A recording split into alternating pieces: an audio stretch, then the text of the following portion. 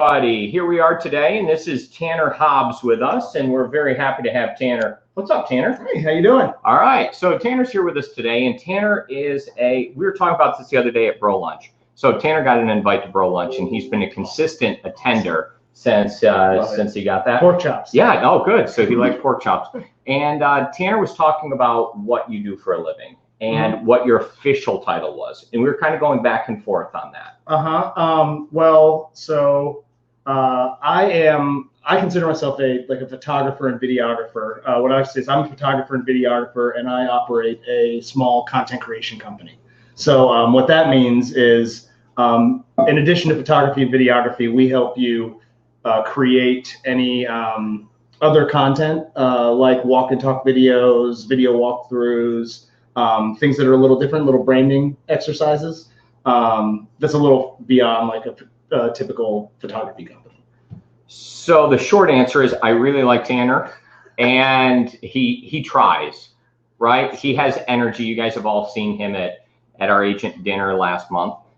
So he's been around and he tries quite a bit, which is really, really good. And he's a true professional. And I think we settled on content creator. Content creator, yes, content. yes, content creator. A lot of good content.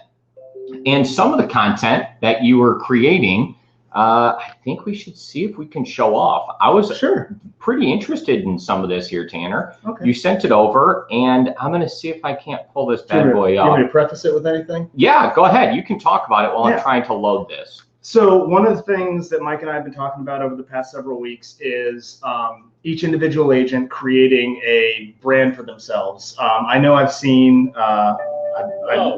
I'm Mike. Is there a way? No, all right. Okay. Oh, we jumped the gun? Yeah, no, go ahead. I know, I believe I've seen Susan's videos. I know I've seen Hannah's videos. I think Kim has had some videos out there that are fantastic. What Mike had asked me to do was to put together a little intro for him for Around the House with Mike. So to help him with like a consistent branding where somebody goes on Facebook and they see this start to pop up and they know what they're about to see in the next 30, 45 seconds. We're trying to build something that's engaging and memorable. And I think we did a good job here. So yeah, I think it's incredibly impressive. And we'll hit play on this. We'll watch it a couple of times just because it was cool. Sure. I think we should watch it a couple. Sure. All right. Hello, I'm Mike. This is Mike. I'm Mike. How you doing? This is Mike. And this is Around the House with Mike. And this is Around the House with Mike. Around the House with Mike. Come on over. In each episode, I bring you something a little bit different. And this is something that I want to show you. All right, so I really like it. Oh, so we go. Oh, you got some. This is well, some I want new to show photo. what a fade-in looks like. So, all right. So yeah, the goal was to get this very consistent. This is Mike. This is Mike. Help people understand like who you are and put you in a lot of different scenarios. So there's one with you bowling and doing different things. Yeah. And then bring you in, saying, "Come on over. Here's something that I want to show you." Every episode, you get something a little bit different, right? So we're establishing what that brand is. We're showing kind of a variety of what you're going to get in the next 45 seconds of the video you're going to see. And it really draws you in. I think at the end, you want to see what's next. And that's what we're shooting for in a lot of our intro videos. No, it's really, really impressive. And you said Brady Bunch style, right? Yeah, Brady Bunch. That's a good. That was really, really pretty good. So I'm going to hit play one more time and just take a look at that and remember. I'm Mike. This is Mike. I'm Mike. How you doing? This is Mike. And this is Around the House with Mike. And this is Around the House with Mike. Around the House with Mike. Come on over. In each episode, I bring you something a little bit different. And this is something that I want to show you. All right, so I like it a lot. Thank you. I like it too. Thank you very much. I think it's impressive. We're going to go applause. Oh, I didn't realize. Yeah, no, you didn't realize that was going to happen. Yeah, no. All right, wow, you're waving the studio audience. All right, well, I didn't see that one coming. Big budget here. Yeah, so that was really pretty good. So no, thank you. That was really, really nice. And what we're trying to do is show some stuff and just help present us in the best possible light, right? And you had sent over a spread, a PowerPoint that you wanted to go over. You think now's a good time to hit that? Sure, we absolutely can. All right, so let me go ahead. I'm going to share this link in with everybody here, and then we can kind of proceed. I have this link pulled up. I got a bunch of stuff going on here. So I'm going to share this with everybody so you guys can watch this just a little bit better on your end. And then I'm going to pull it up on our end and show us live here what we got going on. So How much time do we have for this? You know, we have as long as you have great content. Okay. Well, Like I'm really not much of a great PowerPoint creator, so I can throw a few words and pictures on a slide. Don't worry about it in the least. So tell us a little bit about this. I'm going to let you drive and direct through this here. Yeah. Okay, as you're talking through. So here's the mouse. Yeah. And go ahead and tell us a little bit about this. Yeah. So real quick, just another brief introduction before we get started. I think I met most of everybody. My name's Tanner Hobbs. I am a content creator, a photographer, and videographer.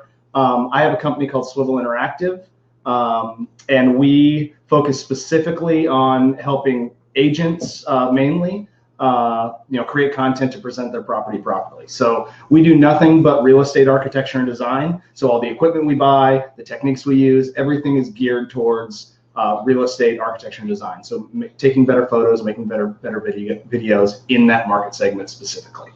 So with that, there's a couple things I wanted to talk about today. And I think we can move some slides. There. Oh, I can just click? Yeah, okay, so pardon my ignorance. Hey, no problem. We're only going to talk about two things. Only two things. Have you hit one yet or no? I have not hit one yet. All right, well, tell us when one starts. So we'll talk about taking better photos and making better videos. And hopefully, is this a two-way conversation?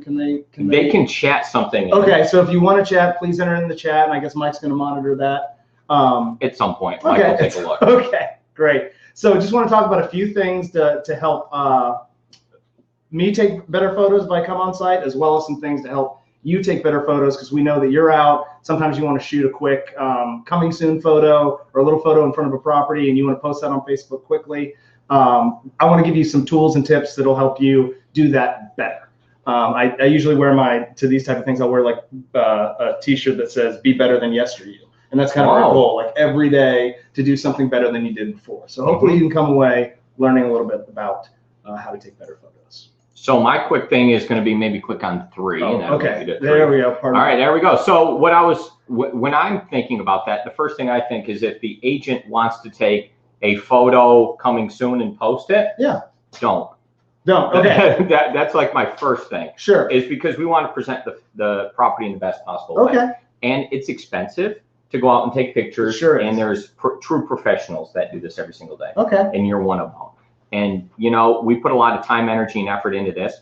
And to put somebody's property out there from the wrong angle, right? Because most of the time when you take a picture of the front of the home, how are you doing that? Well, we're doing it through a drone, because just like changing the altitude 10, 15 feet gives a whole different perspective on the property front. Yep. So we can't pretty much do that. You can't. So then automatically we're taking a lesser quality photo just to start with because of the angle. And it's very much like a selfie, right? So when you're taking a selfie, you don't hold it straight in front of you, you hold it up because the angle seems to be a little bit better. Same exact way with what you're doing with the drone. Okay. Right? So you guys do a great job. So let's first. So first, okay, no, do not take your own photos, says Mike. We'll change gears a little bit. Instead of talking about what you can do, we'll talk about some of the techniques that we use to take better photos to be better than other folks on Zillow. That's amazing. Go ahead. Fair enough. Yeah. All right. The first thing is, for agents, the most important thing is to set expectations with the sellers. That's my basement. That's where I grew up. Okay, so I pulled this from Zillow last night. This is an actual property in Frisco. So it's there. This is a comp.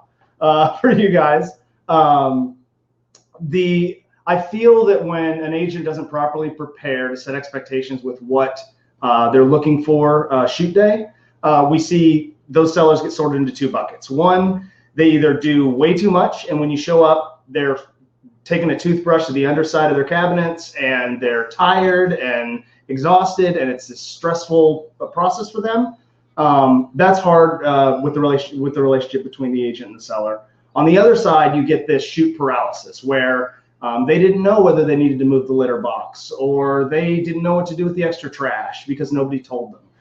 We want to avoid that. So if you look on the right-hand side of the screen, you'll see a pre-shoot checklist that I put together. This is a comprehensive list that talks about what they should be doing the week before the shoot, both exterior and interior of the house. And then on the day of the shoot, exterior and all the main areas. So they can literally go down the list and check things off. And if that list is complete, I promise you the property is going to be ready. I think that has been one of the game changers in taking better photography, because it's really, the property is what it is sometimes. So that's number one. Always set expectations. The pre-shoot checklist is downloadable on my website, swiveltx.com, and I'm sure that Mike and I can come up with an Acquisto branded version of that should you want to use it. Yeah, we have one relatively similar. I like the way this one's set up, and I could compare and contrast against what we currently use. But the basic concept is they actually have to take the pen, and they're going to have to check something off and say, like, I actually did this. Because it's amazing how nice some homes look, like you're saying. And then some others don't. And some don't. And it's this vast discrepancy, and you can't leave that up to the seller.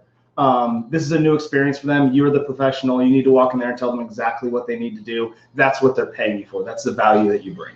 So next slide. Yeah, and it would really be bad to present, you know, we need to take pride in this as agents, that we need to get the property ready for that. That it's a huge deal, and it has to be ready. And you know, our client, like you're saying, is paying us. We need to set the expectation. We need to do a great job, and we, as the agent, need to be like, yes, this is what we want. Excellent. So some of the things that we see, maybe some do's and don'ts or some guidance on some of the photography we take. Altitude changes attitude. We talked a little bit about drone photography. Changing the attitude of a property, just getting 15, 20 feet off the ground. 100%. Well, that has to do with photography interior as well. So you'll see people shoot lower for some more like lifestyle type shoots, and there's places where you might want to shoot higher. But the general rule for real estate is somewhere between 3 and 4 feet, which is lower than you probably think.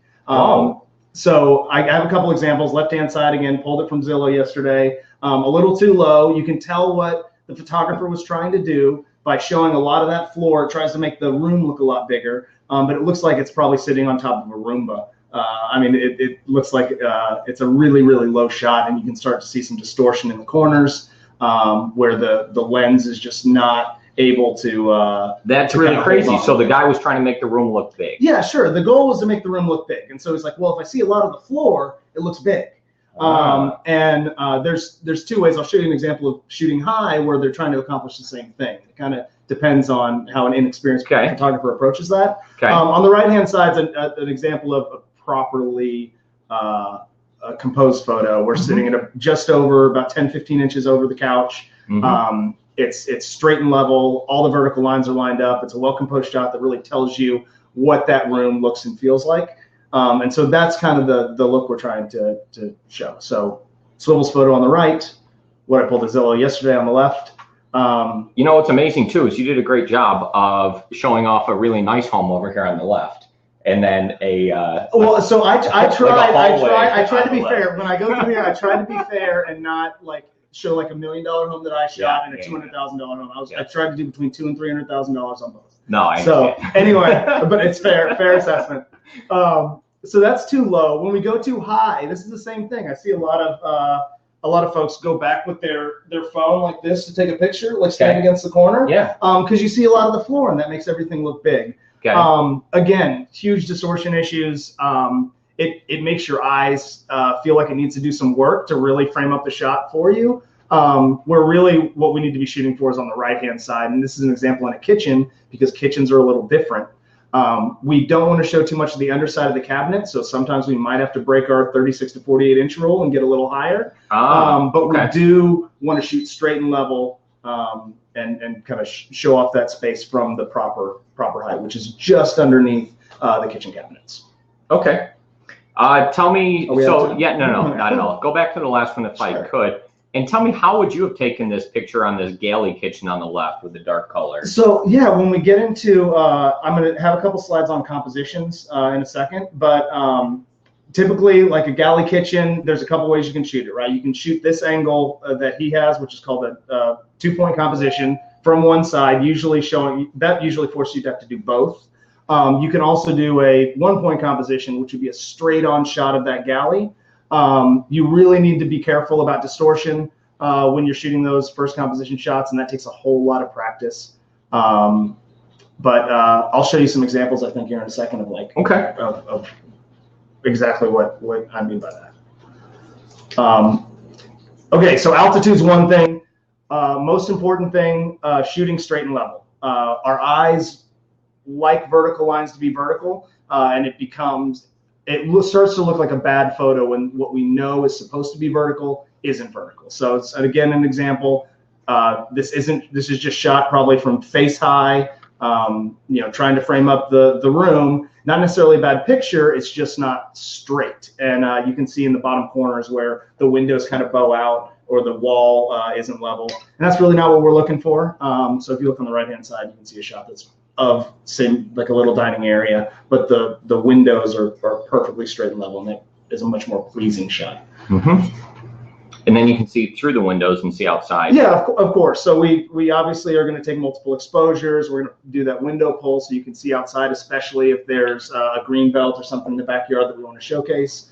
There's not a great example here, but I really wanted to drive home the point. Oh, that's interesting. So on this one here, what you're saying is this is a couple pictures stitched together? Yeah, so we take somewhere between 3 and 5 exposures per actual shot. Okay. And our editors go back and kind of hand blend those together. So we pull the darker images to get that window to show through, and then we use our lighter exposures to kind of brush up some of the shadows, bring some of the color back, some of the detail that we lose at the ends of the spectrum, what we call a dynamic range. So at the ends of those, we can pull more detail when we have 3 or 4. Same exact space, same thing. It's on the tripod. Same tripod, all taken at the same time. We take 3 to 5 exposures. It's right like boom, boom, boom, boom, boom. Boom, boom, boom. I actually click the button once and it goes.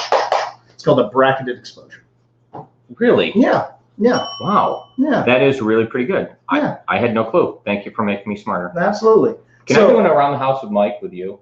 Yeah, we can absolutely do around the house with Mike and me. All right. I love that. Okay, so last thing was straight and level. If you're shooting straight and level, there's only 2 types of shots you should ever take. That is a first composition and a second composition. First composition or 1-point composition shot, all the parallel lines will go towards a center point in the image. That's where you're shooting straight on a wall and everything's level. It's a really hard shot to get, especially if you don't have a tripod or something you can micro adjust your camera. What you're usually going to be taking is what's called a 2-point composition shot, which is an angled shot. You're going to be sitting in the corner of a room. You're probably going to have 2 walls, and all of your parallel lines are actually going to meet at 2 different points on the horizon. The technical aspect of it isn't really that important. What you need to be thinking about is we want to avoid taking a 3-point composition shot, which is where we are both angled and we're tilted, and that's where we get some distortion in kind of the shooting straight and level, where you can see things start to bow out. It feels like you're almost going to fall down the stairs in this left photo here. And same with, this is a photo that I did where I was asked to take a photo angling down, which is something I don't do. And I'm not too pleased with the result as well. It's not a bad photo again, but it's just not, when we only have 36 photos, it's not the one that I'm going to use. Okay. All right. So tell them what you tell them what you told them. So what we just talked about was set clear expectations with the seller, pick the right height that you're going to shoot, and always shoot straight and level. I've got 5 tips to talk about taking better videos. So I know Hannah's done some really good videos, Kim's done some really good videos, Susan's done some really good videos, and I apologize if I haven't gotten to your videos yet. I do a lot of video, and there's a couple things that I just wanted to throw out there to think about, that when you and Courtney are out shooting your walk and talks, some things to be conscious of, both you and Courtney working together. Hey, so is this what? Is this a good time to bring up that you mentioned everybody except Mike? Well, I obviously have seen you saw my montage to Mike. I already had like an homage to Mike. All right, good. No, I just want to make sure that it was a good. So Mike's videos are not quite so good. But yeah, so Mike's videos are fantastic. That's this awesome. is like around the house. So 5 tips for better videos. The first thing is to plan your walk and plan your talk. This is not just in your head. It's super important that you kind of have a feel for where you're going to move as you talk, or as you go through the property, where you're going to stop and where you're going to highlight things. Not just for yourself, but the videographer, whether that's Courtney or myself or another videographer, really needs to be able to anticipate your motions. So before you record anything, do a walkthrough, do a second walkthrough, get a feeling, allow the videographer to get a feeling of like when you're going to pan across or when you're going to start moving, so they can anticipate that move. It's going to lead to a lot smoother transition. So just take the extra 5 minutes, do the walk and talk before, and you're going to have better results. Second, take some B-roll. So for those of you that don't know what B-roll, do you know what B-roll is? No, go ahead. Okay, you know what B-roll is. Yes, but still, let's explain. Oh, do you want to? What do you think? No, go ahead. Okay, so B-roll would be the extra footage you're going to take to maybe go over a voiceover where you're explaining a specific feature of the property. You might be showing different shots of the community if that's what you're talking about. But it's something to complement your walk and talk videos. So if you're walking around the property and you're talking about the beautiful pool, that might be a great place to cut away and show a picture of the pool or different angles of the pool, and then come back to your talking head. All right, so yesterday when I was doing some stuff, I'll ask you how you feel about this B-roll. So yesterday I did an Around the House with Mike in one of Shauna's properties. I don't know if you happen to see that one. No, not yet. No. Well, this one was about the Sonicare toothbrush and how good that is. It's a diamond edition. And then I did get some photographs of my wife with a Sonicare diamond edition toothbrush, and we took some of them. And then a lot of the times I didn't do that on this one in particular. But what I often do on the one with Miguel Around the House, I did a quick walkthrough. So this was a hyperlapse that we kind of did here on this bad boy. So this one had no sound, but this is hyperlapsed that we can grab some stuff off of there. Sure. Hopefully trying to create a little something different. So yeah, interesting in that regard. So I try to grab some of this stuff, but still pictures you're happy with? Still pictures, video, anything that kind of breaks up the monotony of the walk and talk, really shows some more sophistication in your video. So just if you want to bump it up a level, pick a point where you're going to talk about something, and in our editing, we break away from that. We break away from your headshot. We break to the B-roll footage, and then we come back to it. And you'll feel that that's a really smooth transition. That's going to feel a lot better as you break the monotony of your typical videos. How many pictures are you looking for there? How many pictures? Pictures, stuff, whatever. Oh, content? Oh, gosh. It depends. We don't want these videos to be long. Correct. So we're talking about, 10, 20 seconds of B-roll, and we might cut that down to like 4 or 5 seconds. We're really just talking about the time that you're talking about a specific, say, feature of a home, built-in cabinets. Instead of you standing there with the built-in cabinets, let's go take a very intentional shot of the best pan of those built-in cabinets we can get. Okay. Right? And then when you start talking about it, we're going to break away, leave your audio there, but we're going to use that better shot of the built-in cabinets and then come back to you. Okay. Right. Okay. Second, find good light and sound. We're not shooting with really expensive lighting rigs. We're not always mic'd up with a lav mic, and we're not using like big boom mics all the time right now. So take the time to find a good place where you've got some great natural light, where you're not standing in an echoey environment. Yeah, I would agree with that. I don't know why I just hit the bell, but I did. That's all right. Sorry about that. The fourth thing, experiment. So try new things. Try shooting at different angles. Try shooting far away or close up, using props, using taglines. Fail. Like, try things and hate them. Like, that's a really important thing, or important part about growing. And the most important thing is being yourself, bringing a really genuine feel to your videos.